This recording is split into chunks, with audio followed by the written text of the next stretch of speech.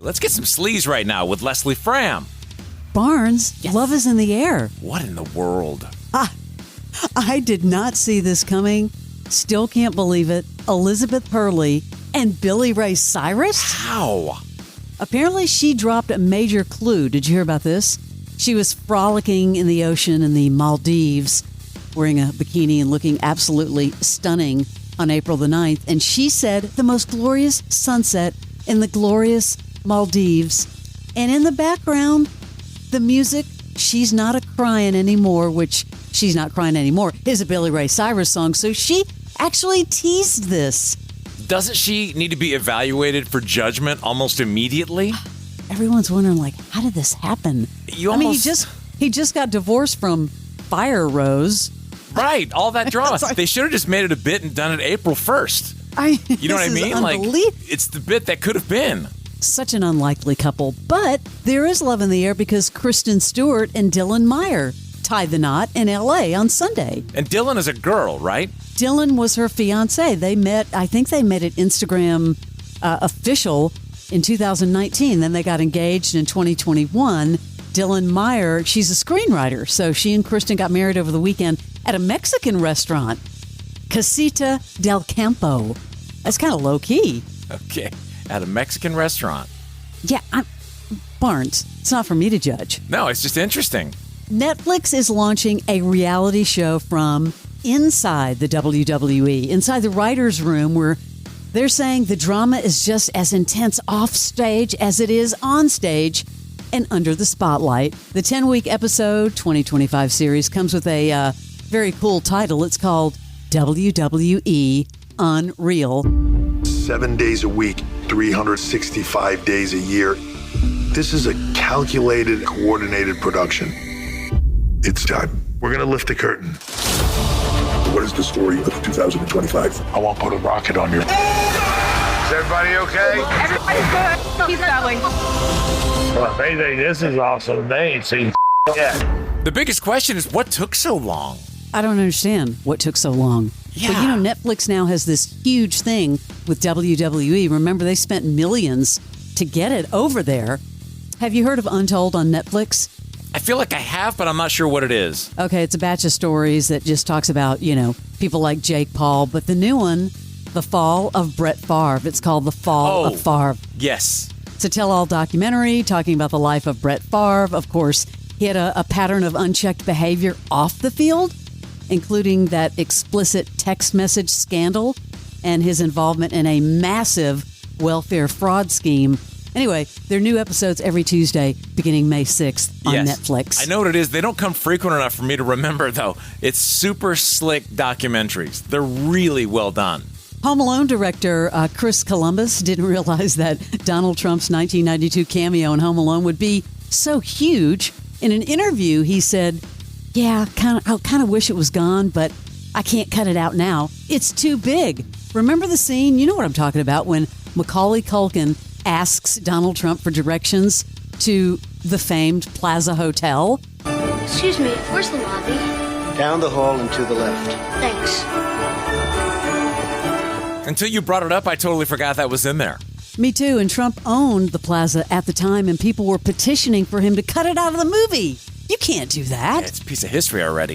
Classic. Michael B. Jordan's R-rated vampire thriller, Sinners, directed by Ryan Coogler, topping the box office, $45.6 million in its opening weekend. This marks the largest debut for an original film since Jordan Peele's Us in 2019. I'm hearing a lot about this movie. It made history as the first horror movie to receive an A cinema score from audiences. They also shot it in dual formats. They shot it in 9:16, I think, whichever. No, not 9:16. That's vertical. They shot it in that wide format, and they shot it in the, what's the big crazy thing where you go and it has all the crap everywhere? Are you talking about what's the IMAX? Yeah, IMAX. I was like, what are you talking about? It escaped me for a minute. So they shot it in dual formats. It's winning all these awards, getting all this praise. It makes me want to go see it, all the positive things that have come out of it. It's killing it. Huge. And speaking of Ryan Coogler, he's confirmed his plans for a reboot of The X-Files. Now, you remember we talked about that with Gillian Anderson coming back. It doesn't say if anybody else is coming back. Were you an X-Files fan? I never watched it, but he did X-Files, or he's just doing the reboot? Yes, well, he's confirming his plans for the reboot. But he wasn't involved with the first. I don't know. Aren't you asking me questions? I wonder why he is the one doing it. You know what I mean? Well, she's saying, she was talking about how he's a bit of a genius, indicating her involvement is still unclear, but she's like being very coy about it. Yeah, he's got a lot going on right now. I didn't have much consciousness of him before. But if he gets Gillian Anderson, why wouldn't he get Duchovny? Duchovny's got to do it, right? Why? How could he not? The show of his career. Yeah, no, that's interesting. This guy's going to get... He's one of those dudes now. It's going to be greenlit. Anything he wants to do. The Sean Ryan Show Peak Points. Get timeless inspiration from the very best of The Sean Ryan Show. What do you think of working with the SEALs? We went out every night going after bad guys. I was humbled. There was no going back home. I would be in another room crying because I was afraid to go to sleep because of what was coming for me in the middle of the night. How long did it take you to be able to talk about A long time. But I realized my experiences may help other people too. the men like yourself that are considered legends in the community? You're right. The Sean Ryan Show Peak Points. Follow and listen on your favorite platform. George Clooney on Broadway. I know you've seen this. He is in the role of Edward R. Murrow. Good night and good luck. But he had to dye his hair for it, and everybody's talking about how weird he looks. He was actually joking around with CNN's Jake Tepper about the good and the bad effects of dyeing his hair. The black hair. How was Horrible.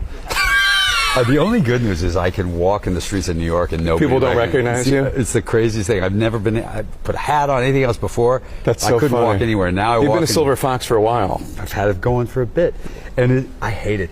My wife just thinks I look like I don't know what she thinks I look like, but she does. She's like, that is just a bad look on you. Yeah, it looks really strange, but okay, everyone calm down. He did it for a role. I mean, he obviously doesn't care for it. You can tell by the way he talks about it. But he's been gray for so long, it looks good. I think he looks more distinguished with gray the other hair. way. It's so weird. Now, you are now a fan of Shrinking, I hope, right? Yeah, I'm not finished. You're not finished. No, I mean, I get pulled over onto other shows. Yeah, well, I guess I don't have much to say since I haven't started, Adolescence? Oh, White no, Lotus. you haven't started White Lotus, so right. What I right, do right, want to right. say, season 3, they haven't given a date yet, but guess who's coming on the show? Jeff Daniels is going to play the father of Jason Segel's character. So yeah, every time these shows start stunt acting, but I do like Jeff Daniels, and he actually kind of looks like a little bit like Jason Segel. By the way, fact check, Ryan Coogler was not involved in the original. I knew you were going to look that up for me, so thank you. No, we have a team, Leslie. Make it sound bigger than it is. We have a team that looks that up. Hey, He was not team, involved. Thank you for fact Yes. checking that. Thank you. Okay, I have to talk about this because it's one of your favorite shows. What? Temptation Island has been renewed for a second season on Netflix. Leslie, that is not one of my favorite shows. You're confusing that with many of the other bad reality You don't shows. You don't like Temptation Island? I don't care for the host that much. It's all right. It's just a little contrived. I mean, it made a mark. It was already featured on the global top 10 list for a week in the United States. That's pretty big. It's okay. All right, well, the official synopsis for season 2 reveals that 4 couples, each facing pivotal relationship crossroads, will arrive on the island to test their love by living separately among singles of the opposite sex. I don't know about you, but shows have to be so good now to keep me in. You'll commit and watch the whole thing, good or bad. I just bail. I've if it never, doesn't keep me. ever bailed. Now, I did watch Pulse, which is kind of like ER, kind of relationship-oriented. I think you'd like it. It's kind of like an ER drama, but I just finished that. So give me a break, because right now I'm on the John Hamm. I love the John Hamm Apple TV show. A lot of sex in that one. Ben Affleck looking very happy these days, reflecting on the suit that he wore for Batman versus Superman and kind of why he hated it. I hated the bat suits. The bat suits are horrendous to wear. They're incredibly hot, for one thing. They don't breathe. They're made to look the way they want them to look, and there's no thought put into the human being. And so what happens is that you just start sweating. Now, I sweat. And so in that thing, it would just be pouring water.